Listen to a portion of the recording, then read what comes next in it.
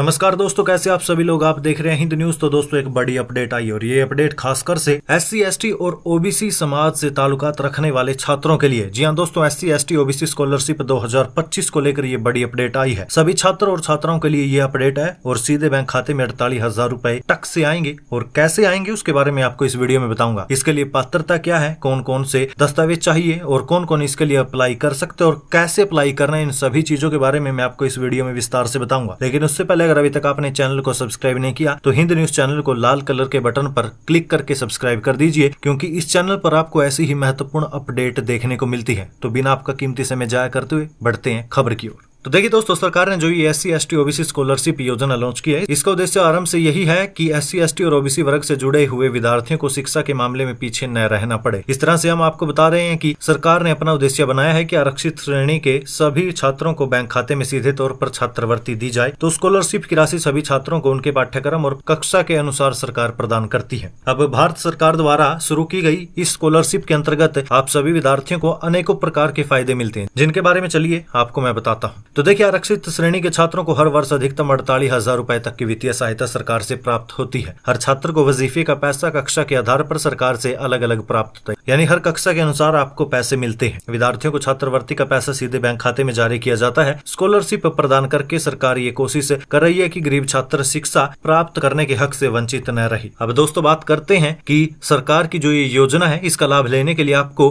कुछ पात्रता को पूरा करना होगा। अगर वो आप पात्रताएं पूरे नहीं करेंगे, यानी अगर आप उन चीजों को नहीं पूरा करते, तो आपको इस योजना का लाभ नहीं मिलेगा। अब बात करते कौन सी पात्रता है। तो देखिए, आवेदन जमा करने के लिए विद्यार्थी भारत का रहने वाला नागरिक हो, उसके पास प्रॉपर कागजात होने चाहिए। छात्र और छात्राएं इस बात का ध्यान रखें कि आरक्षित वर्गों से संबंध रखती हो, क्योंकि योजना के जरिए से छात्रवृत्ति केवल SC ST और OBC वर्ग के समाज को ही मिलेगी। SC ST और OBC वर्ग से ताल्लुकात रखने वाले छात्र और छात्राओं को मिलेगी। जर्नल वाले इसमें अप्लाई नहीं कर सकते। विद्यार्थी के परिवार की आर्थिक स्थिति अत्यधिक कमजोर होनी चाहिए और माता पिता दोनों की ही कमाई अधिक नहीं होनी चाहिए। छात्र ने अपनी पिछली कक्षा में उत्कृष्ट अंक प्राप्त किए होने चाहिए, यानी कि ये नहीं कि वो बिल्कुल पास ही हो, थोड़े अच्छे अंक यानी कि 60-70% उसके होने ही चाहिए। अब बात करते हैं आखिर कौन कौन से दस्तावेज चाहिए। तो देखिए, इसमें आपको आधार कार्ड, निवास प्रमाण पत्र, बैंक खाता विवरण, जाति प्रमाण पत्र, पिछली कक्षा की मार्कशीट, आमदनी का प्रमाण पत्र, पासपोर्ट साइज रंगीन फोटो,